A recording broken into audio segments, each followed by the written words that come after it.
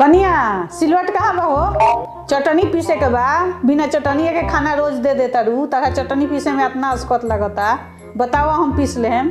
Mummy जी ई गाँव ना शहर ह। रउआ जमाना में पिसात रहे सिलवट पे। आज के जमाना में लोग के पास टाइम बा। हई देखी मिक्सी, एमे सब डाली या घर से पिसा जाई। बा एगो हम ही पुरानका जमाना के हो गइल बनी। है लो पीस द घर से। जा मम्मी जी लाइने कट गए। अब चली बैठ के इंतजार करी, लाइन आई तो पिसाई।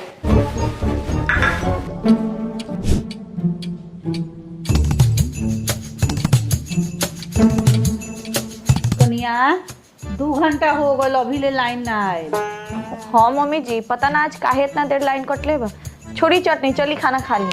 का छोड़ी? बिना चटनी के खाना अच्छा लगेला। ऐसे तो अच्छा तारा लोग के शहर से तो अच्छा हमारे गाँवे रहे कि जब मन करे पीस लो अपन सिलवट पर।